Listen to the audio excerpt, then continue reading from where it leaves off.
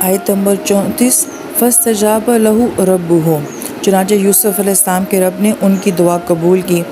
آیت میں جو فا کا لفظ آتا ہے اسے تاکید کہا جاتا ہے کہ کسی کام کا فوراً ہو جانا، تو اس کا مطلب ہے کہ جو انسان اللہ تعالیٰ سے گناہوں سے بچنے کی دعا مانگتا ہے، اللہ تعالیٰ اس کی دعا کو فوراً قبول فرما لیتے ہیں۔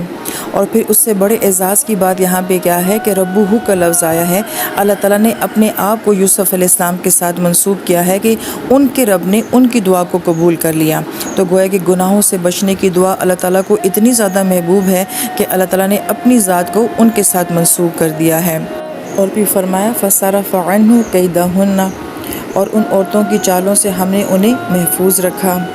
لہٰذا یہاں پہ غور طلب بات یہ ہے کہ یوسف علیہ السلام کو ان کی زندگی کے کس قدر مشکل دور سے گزارا جا رہا ہے،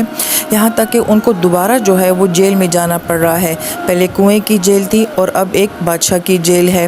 مگر ان کا یہ کردار قیامت تک کے آنے والے نوجوانوں کے لیے کتنی بڑی رہنمائی ہے۔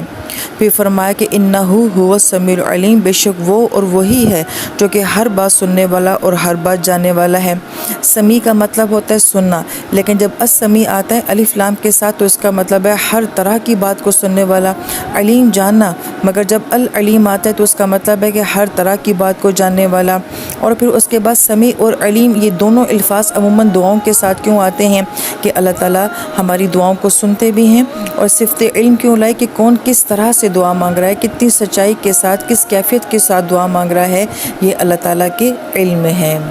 لہٰذا ہم بھی اپنی زندگی میں کہتے ہیں کہ ہم بھی بہت ساری دعائیں مانگتے ہیں، ہم بھی گناہوں سے بچنا چاہتے ہیں، اور ہم کہتے ہیں کہ اللہ تعالیٰ ہمیں گناہوں سے بچا، لیکن ہم پھر جو ہے وہ گناہ کر لیتے ہیں۔ تو کیا ہماری دعا میں بھی اسی لیول کی سچائی ہے جو یوسف علیہ السلام کی نظر آ رہی ہے، یہاں تک کہ وہ جیل کو بھی قبول کر رہے ہیں، اتنی بڑی سختی کو بھی قبول کر رہے ہیں؟ تو پھر جس معیار کے ساتھ دعا مانگی جاتی ہے اسی معیار کے ساتھ قبول بھی ہوتی ہے۔